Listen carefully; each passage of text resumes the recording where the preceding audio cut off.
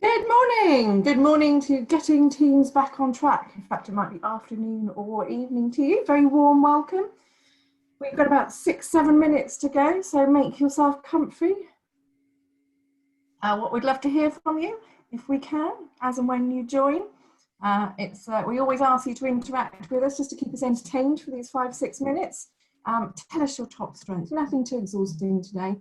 So who are you, where are you from, and one of your top strengths?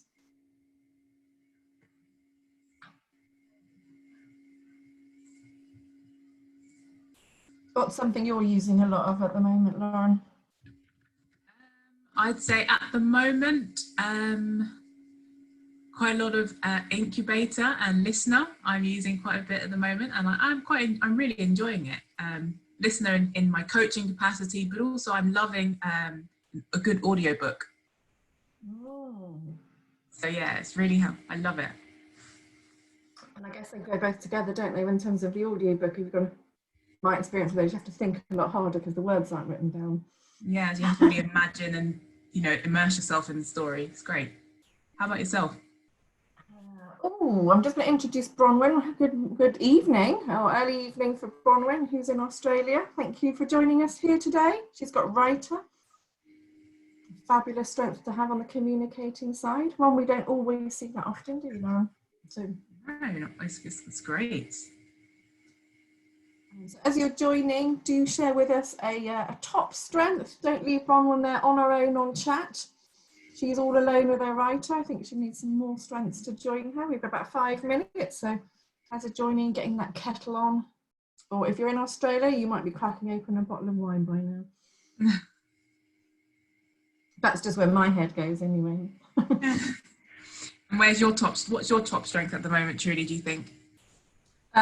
So I would say at the moment, I'm probably using more unrealised strengths. So my son is off to uni next week. So yeah, a lot of organiser. Organiser is always an unrealised strength for me, but getting him organised right now, very exciting, but equally using one of my unrealised. Well, Margaret from Sydney, she's got a nice glass of Merlot, thank you. Awesome. Oh, she's making me, I shouldn't really actually be dribbling, should I, at 9 a.m, but I'm not really, it's just imagining it for later.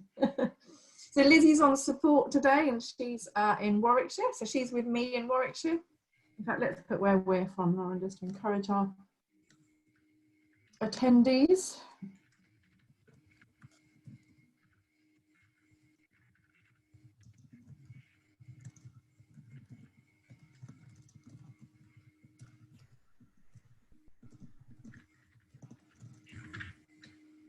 There we go.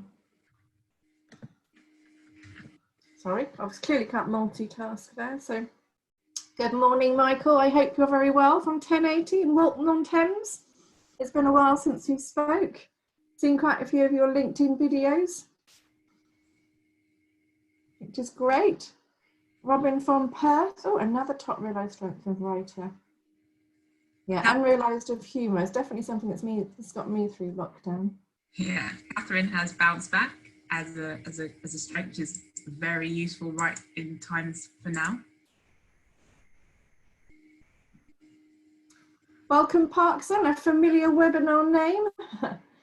We've chatted on LinkedIn, I know. Top strength time optimizer. For those of you that came on our COVID data webinar, you'll know that time optimizer is a struggle for most. So keep going on that. Hold everybody else together in terms of on the right thing at the right time.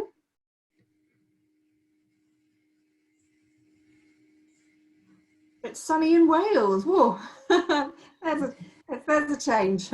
Morning, Ruth. Very nice to have you with us here today from sunny Wales. Top strength. Well, what is going on with the writer this morning, Lauren? I think from memory, it's about number 40 in our 60 strengths. And here we are with 3 out of sort of 10 or so with on writer, but great to see. Hi, Sammy from Wolverhampton. A very good morning. And evening, Catherine from Queensland Tropics. Well, that sounds amazing just by the name. The word tropics has put a whole new spin on that for me in Australia. Well, Sarah, she's about to go through her accreditation, aren't you, Sarah? So thank you for joining us this morning. I believe that's even today. Sunny Buckinghamshire with her spotlight. So you're going to be using your spotlight during your accreditation later.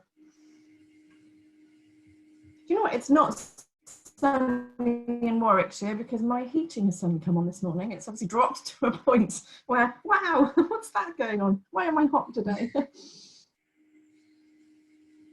Good morning, Karen, a very familiar name on our liking LinkedIn. So thank you for all of your support. Good to see you too. Great, it's the top of the hour now, Trudy.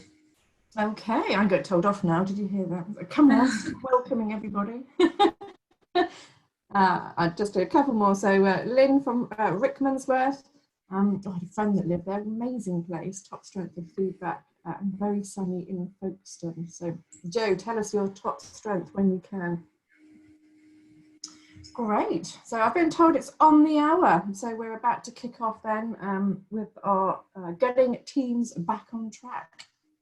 So a very warm welcome, whether that's good morning, afternoon or evening to you. I can see many international and far Australia, Hong Kong. Great to have you all with us here today. Because for us, it's what I've noticed over the past few months, which is why I've put this webinar together, is the fact that the sort of team development side of what we do is stalled. And I understand why, of course. There is so much going on out there that we are serving our clients, keeping our businesses, bringing in revenue, and all those really important, critical things that we're doing right now to make a difference in these really challenging times. So maybe not really thinking about our teams or engaging in team development as your coach, if you're a coach, which I'm sure most of you are, then that has, your clients probably aren't asking for it quite so much as well. So what I thought we would do today is catch up on teams, which is something that we haven't covered yet during our webinar series during COVID. This is the first webinar we've ran while the schools are back, which is great. So I'm sure many of you hopefully are sitting there a little bit more relaxed, but not necessarily having to homeschool as well. So we're all relaxed here and can't wait to spend the next hour thinking about how we get the best from our team. So you might be a coach and running team development. Equally, you might be a leader or manager, have a team, or everybody's involved in a team. If you're just if you're an individual in a team, you can help do some of these things as a team member to really help your team as well. So we've all got a part to play in a team. What I should have mentioned in terms of how to interact with us this morning, I was a bit keen to get going. You won't believe how many things I've got to share with you and how many slides I've got for you. Is just thinking about how to interact with us. So we've got Q&A. It's the same as it always is. Q&A is more for support, what we would call. So something's not working, you want to know how to find a team profile, or something that's very maybe pertinent to just you and you don't necessarily want everybody to see it. Our chat is exactly that, informal chat. Tell us what you see, tell us what you hear. I might ask you a question on chat. So it's the informal, let's just tell each other what's going on and sharing information. So the Q&A is a little bit more, I've got a bit more of a formal question that I need answering.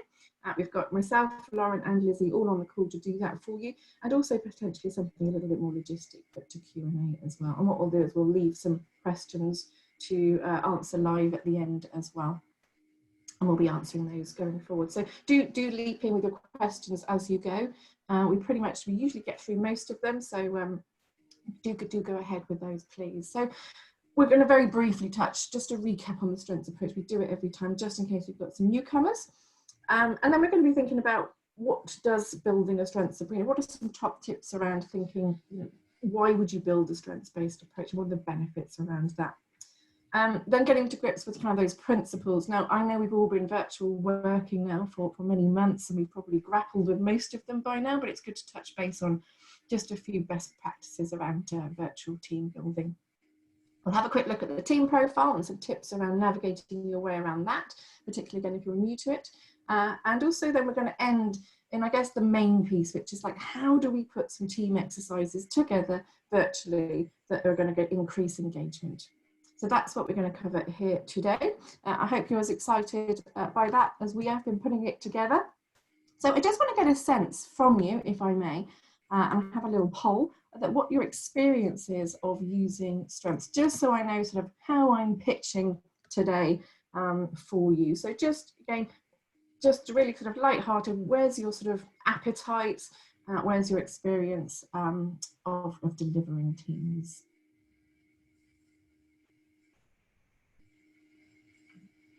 Okay, about 40 odd. Another few seconds. So there's not that many of you saying quite a bit even now. So I'm sort of mirroring what we're seeing. So I'm just going to end the polling now. You should be able to see that on your screen now. So brilliant. So, you know, the majority are using a little or more than the biggest category. And then, of course, some of you know, but you're excited to get going, which is what today is all about, of course. And yeah, quite a bit even now. You know, if you've got top tips to share with us as we're going, we would love to hear from you, because if you are using it, then you've experienced other things or you've got something to share with this amazing group, please do. So just as you probably know on Zoom, you just have to switch the X in the corner just to get rid of the polling. Otherwise you will have an annoying poll sitting there for your time. So what we're going to do just to kick off with is demo an exercise for you. One you're probably familiar with, and at this point I'm going to hand over to my amazing colleague Lauren. Great, thanks Trudy. So as Trudy mentioned, for those of you who are, you know, you've been on most of our webinars throughout this season, will have come across this strength spotting exercise quite a few times before now. So it's mainly an icebreaker. So you use this at the beginning of your team building sessions to really get people to experience what strengths are as you know this exercise. So really quickly, I'm going to ask Trudy to just really share something that drains us for a few seconds. And while she's doing that, as you know, if you can just take note of what you're seeing, hearing, experiencing, feeling, even vicariously through Zoom today while she's sharing what drains her. So over to you, Trudy.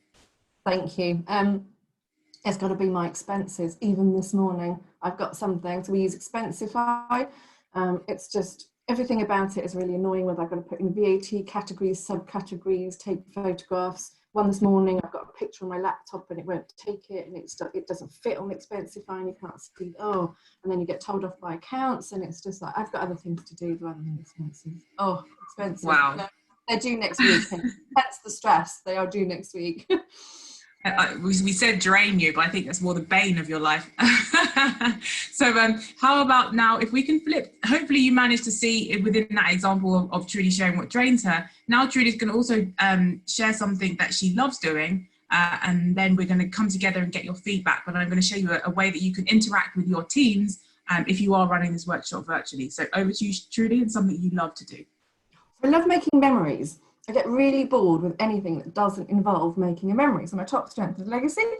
So I don't like watching TV very much because I'm like, oh, I'm not going to remember this in 5 years. So that makes me a little bit panicky. But everything I do has got to involve some kind of, it just, not necessarily magical, but I just want to get some enjoyment, and I've got 2 children.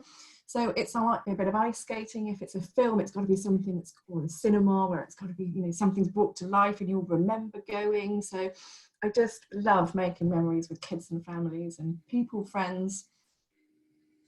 Awesome, thank you so much for that. So as you can see in that strength spotting exercise, Trudy gave us 2 kind of, you know, stock examples of something that drains her versus she loves doing. This is something that you would be doing also with your teams. And we have a technology that we use that enables you to, you know, really gather your team's feedback on what they were seeing and feeling whilst Trudy, the volunteer, is describing what drains them and what excites them. So if you all have a handheld device near you, or even your laptops, if you could type in menti.com, www.menti.com, and then use the code that you see on the screen. As you start typing in your response, so what were you seeing, hearing in the intonation, or even in the body language of Trudy, as you were going through, as she was going through that experience? You could similarly, you know, use this technology with your teams to give their responses when they are looking at, you know, responding to the questions. So I can't see that anybody at the moment is using the Mentimeter. So do type in. Grabbing their phones. We have stress. That's great. Is there anything else that anybody else noted? Oh, they're all coming through now. Stress, tone of voice, excited, flat, animation, tone, low tone. Yes, I definitely spotted that too. I'm laughing at the clenched teeth. I've never known I've done that. Awesome. So I suppose as you're all familiar with the strength spotting exercise, I think this is more to display, you know, just the technology that you can use to perhaps make it interactive in terms of the plenary debrief and sharing what your team are seeing through that strength spotting exercise. And it's really measuring their engagement with what you're saying and trying to present, and in terms of getting them to experience, you know, what is a strength. So just a quick summary of that strength spotting exercise and the types of things that you can be really speaking to your team members if they're completely new to strength. You know, ask them to really look at the person's energy, how authentic. They probably would know the person who would be giving the examples of what drains them and what excites them. So how authentic did that feel? Did they really they really felt that drain? It sounded like it came from that person's chest, you know. Really have a look at all those strength spotting signs and really just coach your team through what it is they were trying to strength spot in the person speaking. So as you know that example really, really well. So we move on now to the strengths approach more broadly. And you know, most of us know that the strengths approach goes beyond the surface level. It goes really a lot deeper into, you know, what energizes us, what makes us us. And there are 3 core elements, as you know, that we like to measure strengths, and you can measure your team members' strengths through strengths profile, which is performance, energy, and use. So, you know, how well do your team perform at those particular strengths? How energized are they? You know, they may have been pretty energized, you know, 6 months ago, and that may have, you know, changed throughout the course of these times. And how often are the team getting to use their strengths? Things may have changed now that we're living in a virtual world. You know, being in the office and interacting more, there may be certain strengths that just got higher use due to their context. So performance, energy, and use within the context of teams adds a slightly more nuanced lens to really understanding the dynamics of your team.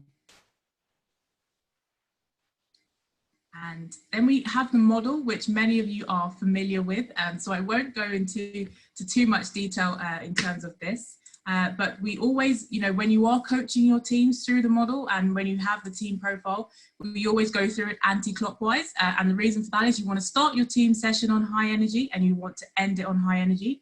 So in terms of the realized strength, you know, get your team members to use their realized strengths wisely, particularly in this time now. Let's use the right strengths for the right projects, the right task. Let's delegate, you know, effectively, as it were. So we want to use the team strength wisely. Then we go down to the learned behaviors. So these are the things that your team really performs well, but they might be finding de-energizing at the moment. So it might be de-energizing due to the virtual context, or it may just always have been, you know, de-energizing for the team. And that's really something that as facilitators, you can unpick with them to understand what are the challenges of those learned behaviors. Are they really true learned behaviors, or have they developed learned behaviors throughout this time?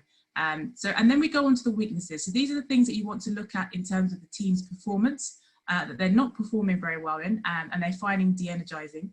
So the team may want to avoid using some of these weaknesses that appear in this quadrant, or perhaps really unpicking, is it more perception around the team's performance here? You know, has it been perceived as poor performance, or is it actual poor performance? You could explore that with your facilitating of the teams. And then lastly, we have the unrealized strengths. So these are about finding opportunities for the team to bring these more into use, and how they can use them. Would they require a little more confidence, more training, perhaps partnering with some of the realized strengths? But ultimately, we want to find opportunities and tap into that potential within the team. You know, it can be more a benefit for the team and their goals. It can also be a benefit for the organization or whatever it is that they're trying to achieve. But unrealized strengths will definitely be the gold within those facilitating or those team workshops. So in terms of the strengths evidence and the benefits, again, we will just, you know, do a whistle stop over this. And as many of you know, there are core benefits to these. So we get to teams, but before we get to teams, we start with the individual. So everyone completes their own strengths profile, and through knowing their strengths, it's a win-win. They're more confident, more happier, more engaged, up to 6 times more engaged at work. So that alone will, impact the team and the team's productivity and communication and just their interactions within each other, which in turn has, an increase in benefits for the organizations. And some of the stats here that you can see on the screen, employers have found increases in their retention, performance, and customer satisfaction. And these are definitely things that organizations want to see, in terms of their ROI during these times. And lastly, now we're just going to kind of summarize, why do we want to build strengths-based teams? What are the benefits of us doing this? And I suppose really, there's some examples here on the screen, and we really just want teams to get to know each other better, and perhaps form complementary partnerships. What we mean by that is, what are my realized strengths? Perhaps I could help Trudy out with increasing her use in some of her unrealized strengths, or perhaps giving her some tips on how to get some more energy in those learned behaviors. Either way, it's around forming complementary partnerships and building trust to be able to share those weaknesses or perhaps learned behaviors.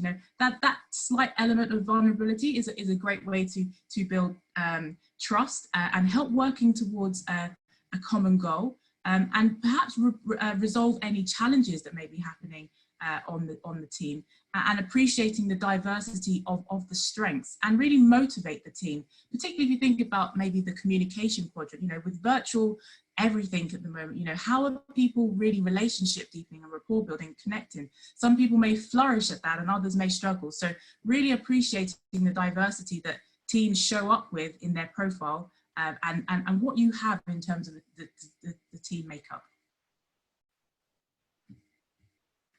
So at this point, I'm going to hand over to Trudy, and she's going to really get into the interactiveness of virtual team building and how we can bring all of this strengths-based approach in an actual session for teams in reality.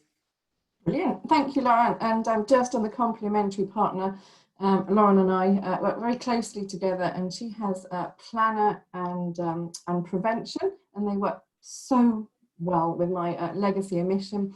I've seen so many names here I know on the roll-up list here, and I'm thinking you probably all know me better than I know myself through the accreditation. So as I'm mentioning this, you're probably already thinking, yeah, we know that about you.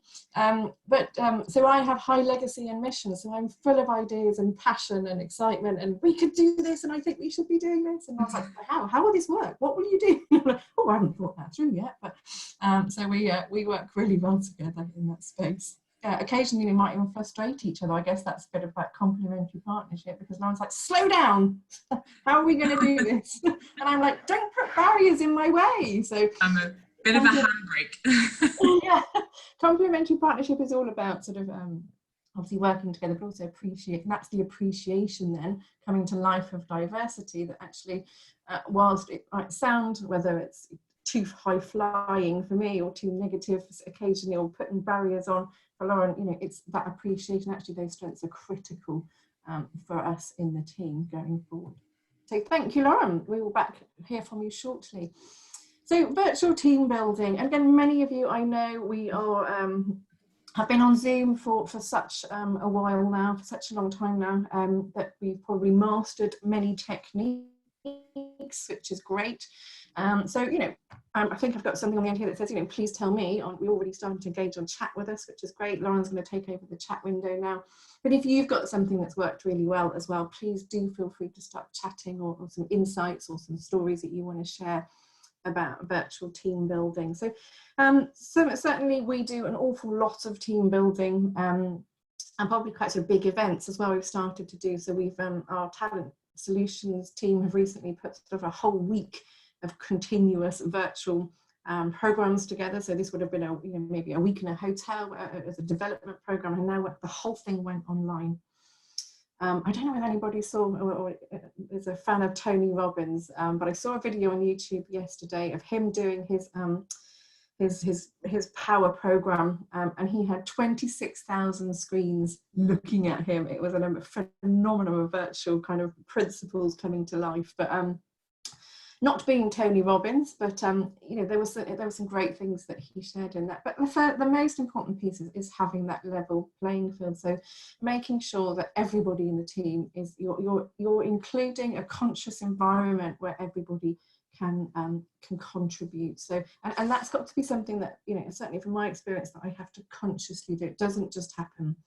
So that might be being really explicit on your instructions, which again, I'm not always brilliant at sometimes, but I've learned the hard way. I might say, team, you know, chat to me, come off mute, or stick it in the Q&A, or, you know, and all of a sudden nobody really knows what they're doing.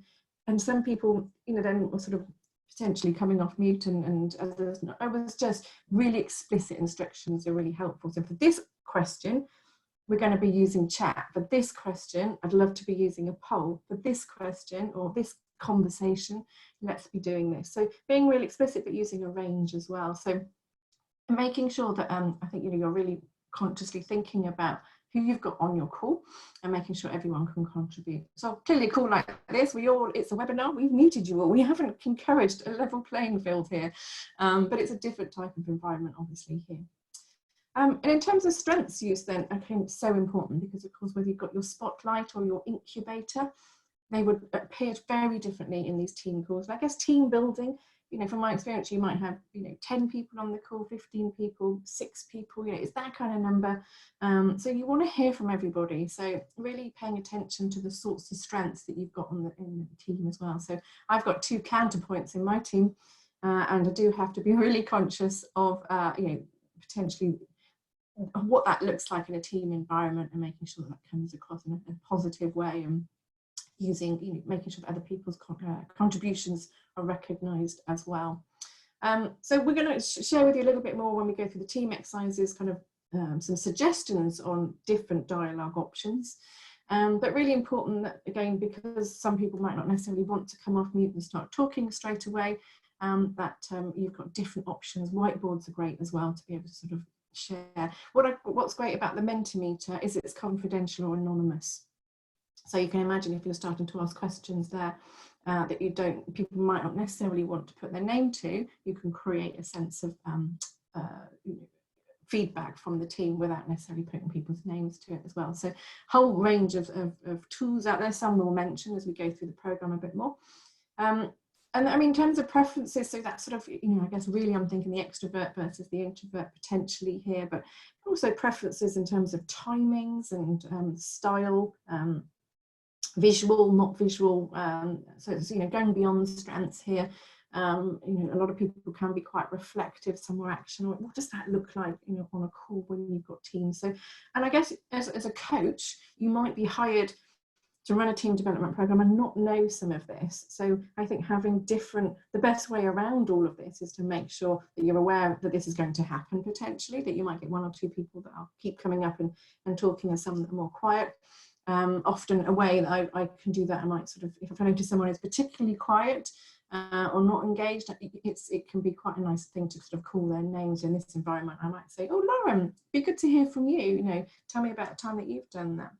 So, you know, you're just sort of, you know, trying to sort of get their attention a little bit. But I think the way around that is making sure in your kit, if you like, you've different ways in which you know that you're going to be interacting during that session, so you can pull on those if you need to. Another great tip is sending the agenda in advance. Something that, you know, again, that, you know, Lauren might remind me of, because I like to sort of, can't people think about this like me? And I'd be creative. Can we not just think in the session? And it's like, no, because I'm an incubator and I really like time. So that, and also that I've, you know, it says here maximizing time together, that can be really helpful, because then people come prepared. And of course, people can't sit as long on a virtual session as they can in a conference room or in a hotel room doing those things. So that time together is really important. So hopefully you're chatting away if there's anything else, but that would be great in terms of, if there's anything, you know, do it, if you can sort of spend a minute now and chat. Is there anything here that you want to add to, anything you've experienced, maybe lessons learned like I've shared, or any other tips that you've got? For those that are doing it. I know there's a few of you out there that are doing team development now. Any food for thought on that you want to share with everybody? Something that's worked well?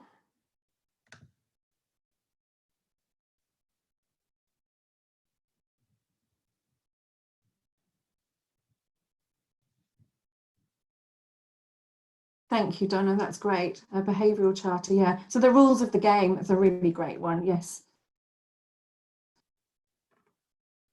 Thank you, Janina. Yeah, I guess there's more logistics, but a brilliant one in terms of the muting and not muting, and then rules of the road is awesome.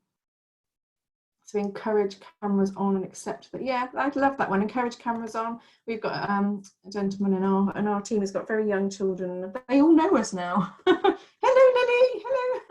It's part of the team. The kids are part of the team now. Thank you, Sarah. And time for social chit chat is useful. So maybe at the beginning and at the end, absolutely. So all these are sort of best practices, if you like. So awesome suggestions here. Definitely share agenda and expectations. I always like cameras on. I think you still need to potentially leave it optional for some. I did attend a workshop yesterday where there was no way we were getting a lady to put a camera on, and we had to move on. You know, it's just nice to see people's faces because we're not getting that interaction as we would normally. Yeah, a rota and hosting. I've certainly done that in my team and stepped a few out of their comfort zone, which was great to see. Yeah, pets as well, Karen, thank you. The rename option, yes, yesterday, exactly, Robin, thank you. I was definitely on, we often have the joke about, I forget that program now, the guy with the caterer, the prisoner, because they come in as like a number 56743, and I always have to say to people, I'd really not call you that during the session if you could, you know, become Brian or whoever you are. Great. So Donna, the rename option is when certainly in big organisations they actually have an automation number. So Lauren might be, you know, Capfinity 46392, and it doesn't. She has to rename herself to be so that I can actually call her Lauren during the session. So some brilliant suggestions there. Thank you. I'm so pleased that we've got such knowledgeable people on the call here today. So connection activities, so yeah, I think absolutely, and that's exactly what we're going to cover shortly is kind of the types of activities. So this is more around sort of best practice. Lauren, I will leave you to the chat in case there are anything else that you want to pick up as well or encourage going forward as I continue. So team profile then, so as most of you know, we've got a team profile, we'll cover it at the end, but the team profile is completely free, one for every single user during September. You don't need to buy anything else to get it. It is literally just free. So pop it in your basket at the end of this session. Lauren will cover a bit more about that now, but I couldn't help but be excited. So the team profile then, what is it? If you're new to teams, so most of you probably know you've got your own profile or have started coaching individually or have even started using this. I will do a little bit of a whistle stop on this. We've got plenty of samples and so forth on the website. So when the team profile combines existing data, so everybody has to do their own individual expert profile in advance. So you can work with existing people who might have done it maybe a year ago, or you can send out new profiles to people, but they have to use existing data. It's not a product on its own. It takes the individual profiles and creates a team profile. You do need to use experts because it looks at all 60 strengths. As you can imagine, if you just use the 7, you wouldn't get really the data to work with. So the data is anonymized. It tells you who's in the report, but it doesn't tell you that that data belongs to that person. I've been doing this for 10 years, strengths-based team development, and believe me, it doesn't work when you put data in because people spend most of the time going, rather than actually getting on with actions and analysis and getting down to detail, and most of it's done in a nice way. It just occupies too much time, and of course GDPR as well these days, being really careful of that. So you don't get to see who's in it, but you get a sense of what your team is like. So what you're seeing on the screen here, so pride, 10 out of 10, so 10 out of 10 of the team have all got pride as a realized strength, and 9 out of 10 have it as a counterpoint as a learned behavior. So it follows exactly the same model. And the frequencies are really important, and I'm going to come on to that shortly in terms of just how to interpret that. But it tells you obviously who in the team, how many in the team have that, and that's the bit to pay attention to as coaches for your teams. Then it gives you some advice that's not displayed here on the screenshots. It gives you advice on how to apply it and what to consider for that team. And then I love this bit. So the bit at the bottom here, you can see where it says being. What it gives you is all 60 strengths in the family order, of across the team, across all 4 quadrants. So this is the whole team, 4 quadrants, 60 strengths within about 2-3 pages. And it's sections up by families. So a great exercise here is, I think I might have it later on down the line as well. You can take the top 2 of each family and start to think about what that looks like as a team, because you've sort of, this is where the team's preferences are in terms of being or communicating or thinking. And then you've got the bottom 2, which kind of obviously where the team aren't doing so well or aren't energized. So, what's the impact of the team? So that's a really helpful exercise quite quickly to think about what the team's perception of themselves is, and also then what's the impact of like communication and feedback and listener at the top, and then you've got spotlight and humour at the bottom. What's the impact of that? So quite a quick exercise you can do there, but the family piece being bringing it all together, if you like. So that's the team profile. Anything more on that, feel free to chat, Q&A. Don't leave Lauren and Lizzie trying to find the kettle. Give them something, make sure that they are busy, keeping you occupied with questions, if there's anything more that you want to know about that.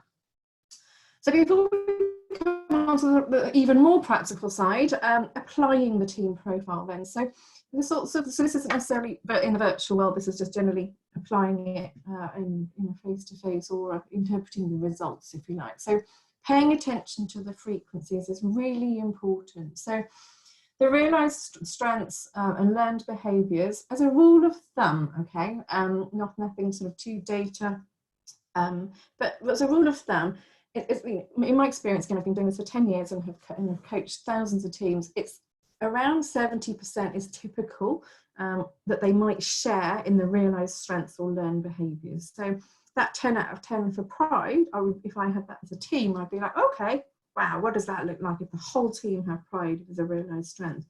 Well, they're going to be very high on quality and control and making sure everything goes out, to the best of their ability. I might be thinking, but occasionally the 80-20 rule might need to apply and they need to get stuff done. Okay, so paying attention to the frequencies is really important. Again, I reassure teams, most weaknesses for teams are under the 50%. In 90% of my experience, most of them sit around 40-50% or under. At that point, you're saying to the team, look, please don't worry, half of you have got a competency of some sort of performance in this strength, so don't worry. But have an honest conversation in the team. But these percentages can just be a bit of a guide. Those of you that know practitioners and know that of a profile, you have like 24 learned behaviours, 19 realised strengths, etc. in a profile. Have this at the back of your head, because it really helps think about, okay, the context of this team. If nobody's sharing realised strengths or learned behaviours are 100%, you kind of get a sense that this is maybe slightly above what we would typically expect to see. So I hope that makes sense, but I find that really helpful for me. In that immediate moment, I print off or look at a team report and think about, okay, what am I going into? What exciting opportunities for the team awaits? Then that's what I'm looking at. And again, 40% for unrealised, if it was more than that, you'd be thinking, wow, what is it that's stopping them dial into more opportunities? And then how you look at the sort of that pride, for instance, areas of commonality that we just saw in the example. So now this, the whole team are driving in that direction, and you can start to think about more challenging goals in that area. So really important to start thinking, well, okay, so if the whole team have got this, what more could they be doing, and how could they be doing it differently? Keep course watching overplayed, but you can drive them much harder in areas of their realised strengths as a coach, as a manager, as a leader. Or as a team member, it's like, if you want to take a bit more charge around this, then great.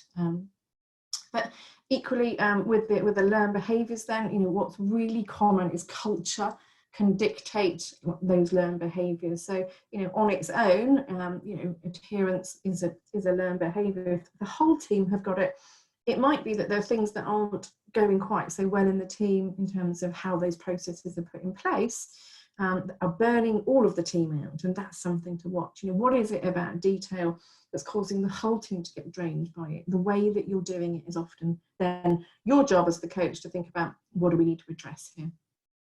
I mentioned about reviewing the top and bottom in each family, considering those implications. I find that such a valuable exercise, and I know those of you that are already using Teams agree with me, because what it does is 60 strengths for a team is a lot to get hold of, especially on a virtual session. So, you know, breakout rooms for considering what the top 2 and bottom 2, maybe even giving each breakout room a family, and asking them to consider a whiteboard and so forth, that the top 2 and bottom 2 in each family, and what the implication is of that, and what you know, on a positive, and then maybe what the impact is on the bottom, what is it that sits on the bottom. So that data that it gives you, where you've got all 60 strengths, gives you sort of the hidden data. You've got the quadrant data, but what you didn't get on the bottom of that, the authenticity was the lowest being strength. Yeah, may not be important, but it does give you a different sort of dissection of the data that I find really critical, because it just helps you to spot that one thing that might be going on for the team.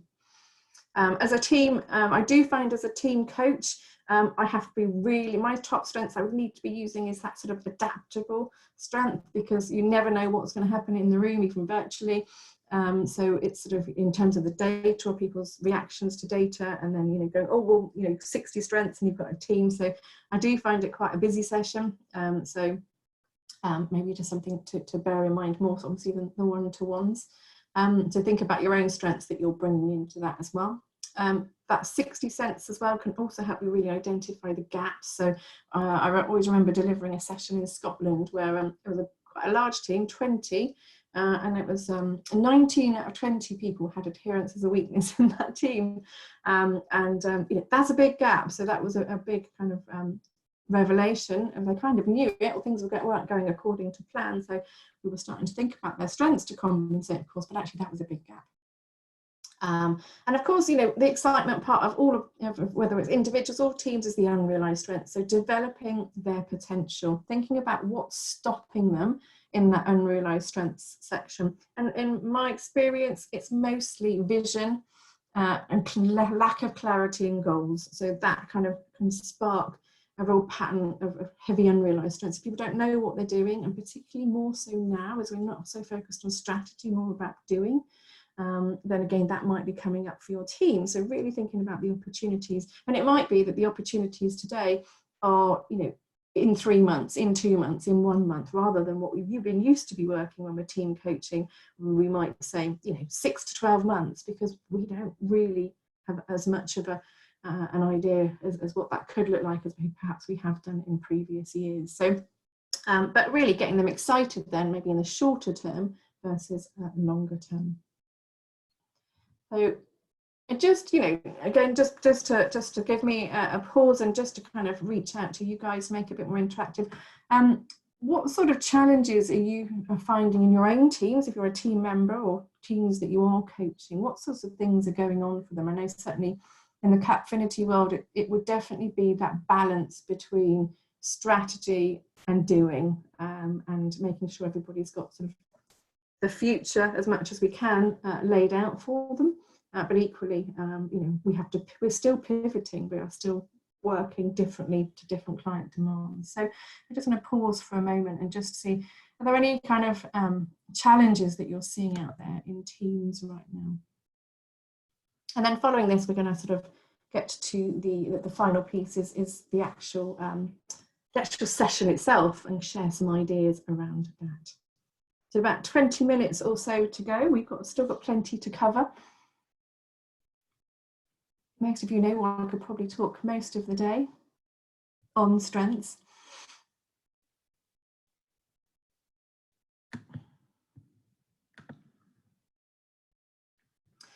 Thank you. So well-being, resilience, lack of resilience. Yeah, we ran a resilience webinar. If you were on that, there might be some tips in that, certainly under our resources. Thank you. And resilience is something that you can, you know, people dial up now, but is it sustainable to be constantly doing it? So, you know, as we know, strengths boost engagement, confidence, all the things that can support resilience.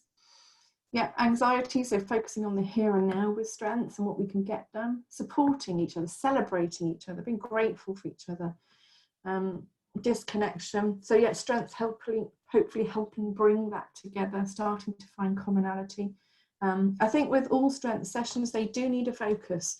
So this sort of lack of focus potentially that's going on for teams is, even if the focus is today we're going to get to know each other better. Today there was a great exercise that my colleague ran for her team that was called, I don't know if it's here somewhere, so it was called Loved, Lacked, Liked and Longed For. And it was a great exercise because people started to think about all the things that were going on for them today, and it was, getting to know you exercise, and then it led into team development. So a great way to think about engaging, but there's still a focus of the session is getting to appreciate each other's strengths so that we can maybe be taking more action going forward. Some really great suggestions here, thank you. I wonder, Lizzie, we can save chat, can't we? So there's such good points here. I'm wondering whether we might be able to be just to send the chat out or bits of it, or maybe we can do something manual with it and share some of these points as well, because I think you've all got some great points here in terms of supporting. So yeah, Becky's sort of suggesting that it's been really tough, and actually this whole piece of that we sort of longed for and lacked, and being really honest about how it's made us feel. And certainly my experience is that it was very everybody's experience is so different. So yes, Lizzie's saying, yeah, no problem. Everybody's experience is so different. It's almost hard to imagine or hard to get into that person's world during lockdown in terms of their families, their children, themselves, their environment. So I think I guess the elephant in the room and really talking about it can be really helpful, and then thinking about what strengths, of course, that they've got. We can absolutely, Donna, and it really was just asking them. It's not, yeah, I've just kind of thrown that in. There really isn't an exercise guide. It's literally just asking them, on chat, on a whiteboard, what are the things that they've loved. Actually, the person I knew that did this, they did it in advance. They gave someone just literally that, come to the session to ready to share it. So different ways you can do it depending on what the session is, but that was definitely an advanced one, because that's quite hard for your incubators to come up with in advance. There's some really great suggestions, thank you. I'm just going to move on to I guess the sort of the how-to now in terms of the virtual world. And again, some of these are tried and tested, some of these are ideas, some of these are tools. But just before we do that, a little bit of best practice. So having run so many of these and often asked by clients to move away from my best practice, as you do. So I've run, when I was doing it face-to-face, I might run an hour one, and I might run a day one or 2-day one. You can really flex and bend what you're including. But my best practice, if I've got my adherence head on, which is very unusual, but my experience told me these things really work by doing it in this kind of way. So teams always need, why should we bother with this strength stuff? And just like we've done at the beginning, it doesn't, it could be a 5-minute piece in terms of the benefits of strengths and what strengths are. That's really important. The icebreaker, really important. We'll come on to some exercises around what these all look like, but icebreaker being really critical. And I always get the leader to kind of go first on icebreakers or sharing their strengths, because particularly for leaders, let's acknowledge that the leader has a weakness or weaknesses. It kind of helps the team start to think and process that during this session as well. The model is critical. It's because what you're giving someone in a team development session or a team session is the gift of strengths for life, for their career, for their future, for their families. It's not just that session. You're sowing the seed of strengths, that how to think and act and be different around strengths, how to sow the seed of strengths. So that model gives somebody something to take away for the rest of their life. Okay, so with my strengths it's about this, with my learned behavior, I don't need to develop my learned behaviors. Yeah, so I've got potential in this area. And people often will come to me, you ran a session for me 5 years ago, I've now got my own team, I've now moved companies, it was so good, we need you to do this again. Because what you're doing is you're sowing the seed in these sessions as well. You're not changing the world in a 90-minute session, you're giving people the appetite to think and behave differently as they go forward. That felt a bit of a sermon, but it's something that I just feel really passionate about in terms of, it's not today, someone often will come, I want a workshop, it's part of a team building day and we're not doing strengths, but I want to fill a slot in an agenda. It's not going to work, because the team get really excited. And the first question I'm asked after every team session, that we run is, what next? How do we take this forward? What do we do more? And it's like, well, if it's just slotted into a day just to fill a slot, that just feels so wrong. So it needs, well, managers are going to be producing this, and we're going to be, we'll be covering that at the end anyway, but in terms of next steps, but that's really important. They need an understanding of their own profile. Now, if they haven't had a chance, or you're not offering a full debrief of their profile in advance of the team session, which is an option, in my experience, clients have probably less budget for something like that these days, but certainly, is done. Then there needs to be some kind of reflection on understanding of their own profile, because for some, those that, a little bit more action orientated, probably haven't even looked at it yet. And then you've got, I need to be able to share, Lauren, this is what I'm like, love me, like me, loathe me, but this is me and my profile, yeah? So that sharing is really important. And then virtually, you're definitely done on that in 90 minutes, because so people need an individual understanding, and then you would do sort of next steps. And then the next session then would be your team session, where you'd be bringing out the team tool that we've shown, and team exercises. Because if you go straight to team, what you find is you're on a SWOT analysis about you as a team, and someone's still saying, what's a learned behaviour? It doesn't work, yeah? So you need that understanding up front. And then actions and next steps are really critical for team. So in a bit more detail, what does that look like? So remember, so I should have said right at the beginning, Lizzie's probably had this question quite a few times already. Slides will be coming, because there's quite a bit of exchange here. So slides are coming in terms of these, everything you see here. So in terms of notes, so don't worry there. So here are some ideas then around some of those exercises in best practice. Continue to chat and Q&A as well, obviously, for our team here. So an icebreaker. So what I've seen work really well recently is when you grab an item that that strengthens you, or is one of your, if they've not done a profile, you might say to strengthens you, or grab an item that represents a realised strength. And it can be a bit like you're looking around, and I hadn't actually prepared this, but I'm suddenly looking here and thinking, I've got a mug, it's got a greyhound on it, I've got a greyhound, he's my baby boy, that strengthens me, and that might bring out my strength of it. So, and again, I hadn't even planned that, but you're sort of, and people sort of will move off their desk, run downstairs. We've had people actually bring their pets and actually sit them on their lap. And so this strengthens me.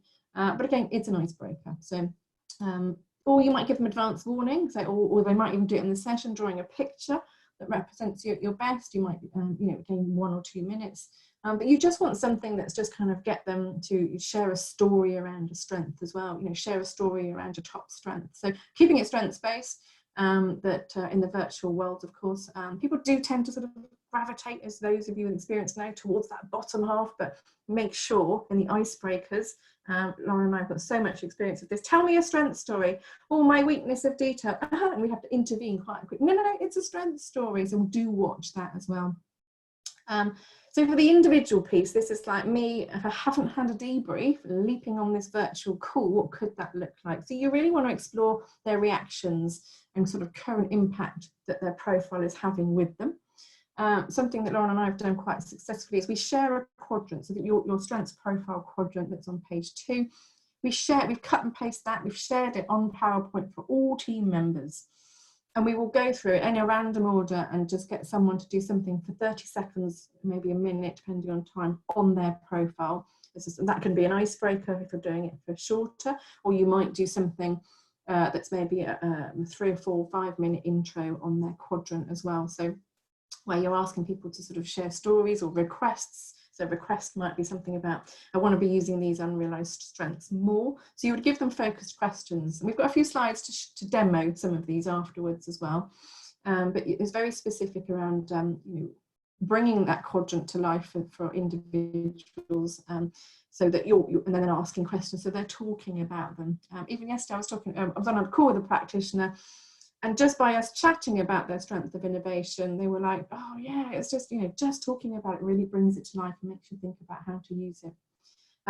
The goals and future coaching questions, again, got something to show you here, but giving them a coaching session in advance. So interactive PDFs work really well. And there's quite a few in our coaching toolkits as well, in our career development toolkit. But the worksheets in advance can work really well for those incubators. Or what we found can work really well is you give people time on the session. You know, you send on chat a link to the maybe a PowerPoint or a PDF. If you haven't got interactive PowerPoint PDF, then just put it on PowerPoint and get them to actually start typing the answers to the questions that you're posing. And again, a little demo to sort of share what that might look like. So in the session, you're getting engagement out of them and they're really going to start thinking about themselves. It's important you get that sort of upfront about me. So that can be done in advance, in the session. You could do it as a plenary in terms of sharing quadrants, and that then builds on the icebreaker as well, that's starting to talk about their strengths. Then you want them to share them. Yeah, what do you want to be known for? Is the most crucial question in the team. So, you know, I keep picking on you, Lauren. I can see your face. You're the only face I can see right now. So, you know, I use Lauren for her planning and prevention, but she might say to me, and this happens a lot in teams, but I really want to be known for my empathy and my listener. And I was like, oh, well, do you know what? Because I needed your planner, I haven't really paid any attention to that. So this can happen a lot in teams. So helping team members to really see, yes, I know that I'm good at this and you come to me for this, but what in the team do I want to be known for? One of the most powerful exercises you can run.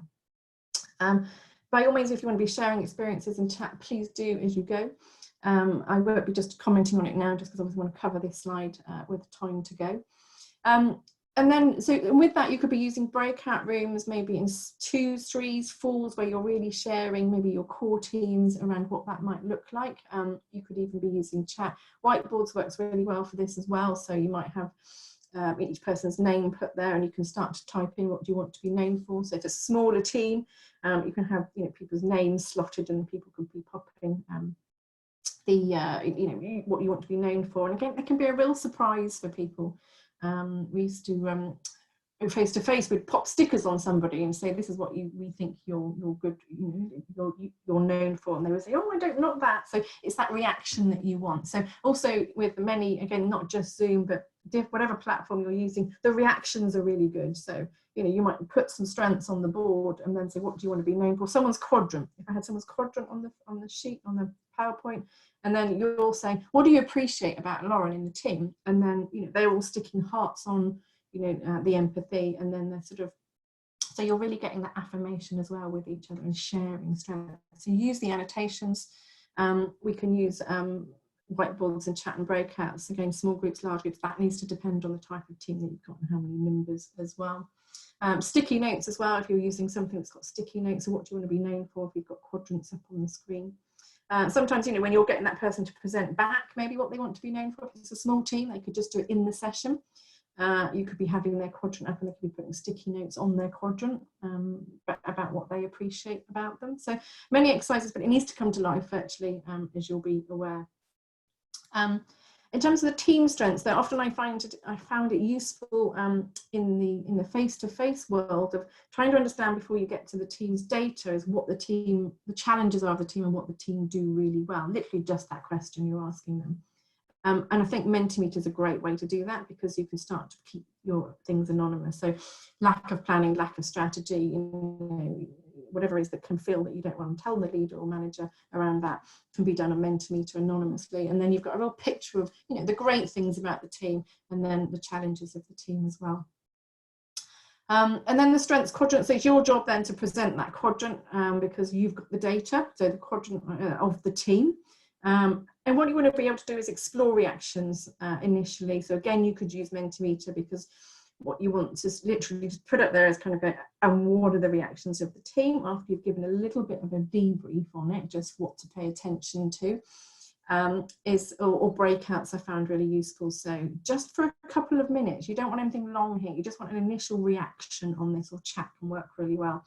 But you need to present that data first and just share anything that you think that they need to hear. So don't worry about that weakness, or don't pay too much attention, because we see this all the time. Work ethics, high learned behaviour, we know it's always high.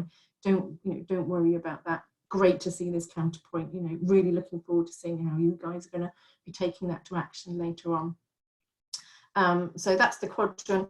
And then how does that come to life in terms of actions then? So each group, or advice would take a quadrant in a breakout group. So 2 or 3 might have a realised, 2 or 3 have got learned behaviours. Again, bigger the group, you can just keep putting people in that group. So each person's taking a quadrant. You're appointing a speaker or annotator, maybe using whiteboards. You have to save the whiteboards in Zoom and present those back. But different applications are different there, I know. You know, that important, this piece is like, this is what we think about our learned behaviours, and then actions are really important. So getting to the whole team to agree actions. So that could be a poll maybe, or agreeing, you know, bringing those whiteboards so you could share, you know, if Lizzie's done it, she was the speaker, she'd share her whiteboard on the questions, and I'll present the questions to you in a minute, that you might give them, your team, and then they would come back and pop on the whiteboard the actions and reflections that they can see from the learned behaviour category. And then, you know, you'd use either annotations and to start the team, or sticky notes to start the team to think about how they can add their contributions, because they only did one quadrant. Because the most important thing is that you're getting actions. Lauren pointed out yesterday, they did some journey mapping software. I think there's some free ones out there. Having had a quick look, I haven't used that one myself yet. But really important that you vote on the priorities, and that could be maybe stickies, you know, the reactions, or poll. You know, we've got these 5 things to take forward. Where do we think as a team the priorities are? So, I mean, obviously you've got chat, and people can have, what I haven't mentioned here is people can actually take themselves off mute and have a conversation with you. Of course, that's in a plenary discussion, but I guess what we're trying to sort of give you ideas for here is how you might bring different tools in, or how you might sort of focus more in that virtual world and getting voice from everybody, thinking about that level playing field. Trello is also a good one that they do sort of planning and priorities and tasks when it comes to actions and next steps. So that bit is really important, just as much as it would be for any session that you're running, where what are we doing following this session, because, you know, people will be excited, you know, this whole strengths, doing something that I love more, yeah, I'm in. How do I do that, and what's the focus, particularly as maybe strategy and priorities have been a little bit on the back foot as we've sort of pivoted towards new priorities. So helping someone have something to really sort of go towards over the, you know, maybe the shorter term now, really important. But everybody leaves that with an action. Don't let anybody leave a team session without giving somebody an action and going based on their strengths as well. So, you know, you can get people to give you the thumbs up. Who wants to take that forward? You know, the tools are there depending on what you're using. I think Teams has probably got slightly less tools, but then you could use a third party in terms of maybe like the Trellos or the Mentimeters too in that world.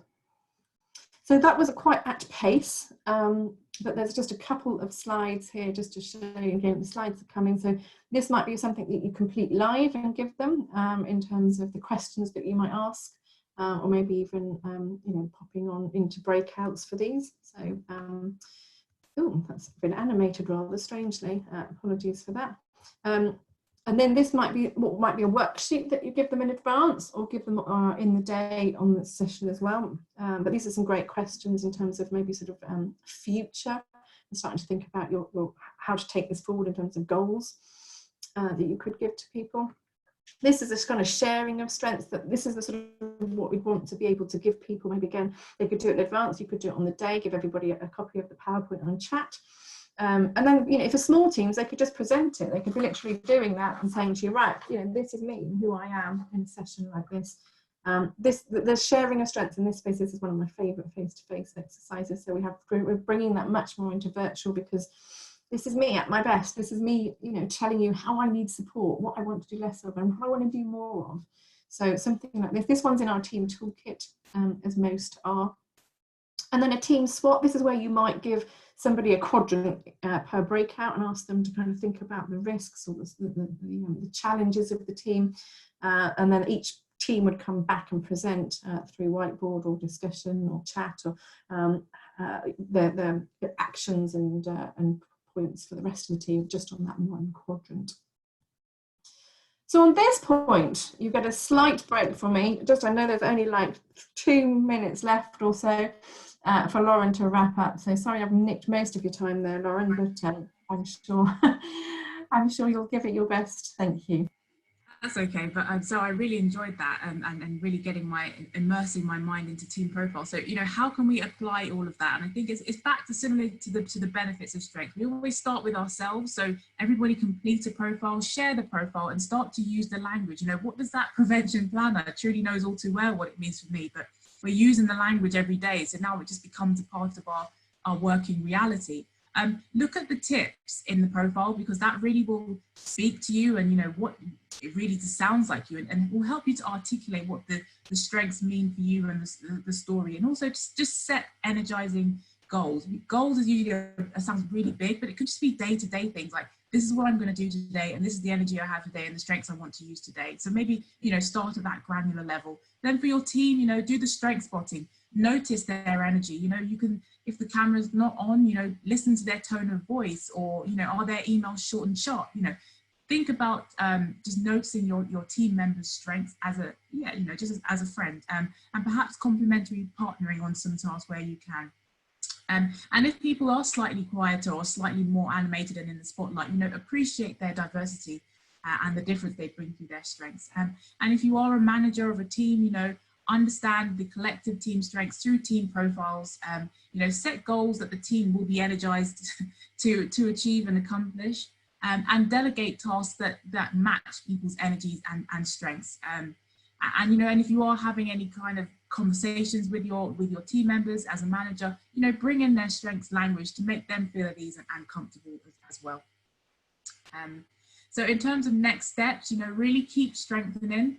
And we have multiple resources on our website. We have the Best Self model, which has lots of worksheets that you can use in these interactive sessions, and videos that you could be playing to your team to recap on what is a strength. We have the free team profile this month in September, so please do grab that and leave it in your dashboard. You can redeem it at some point in the future, whenever that may be. And we also have the team toolkit with all the slides and facilitator notes to support you with delivering fantastic team workshops over the coming months. So do check out those resources. They're all there for you. And on the last slide there, we do have our contact details. So if you have any other questions on how to apply this, activate it, or just more support in running the team workshops, always reach out to me on email or LinkedIn, myself and Trudy, and we'll be more than happy to help you. So have a fantastic rest of the day, and yeah, keep strengthening those teams. Thank you, everyone. There was just one question as you disappear, so thank you.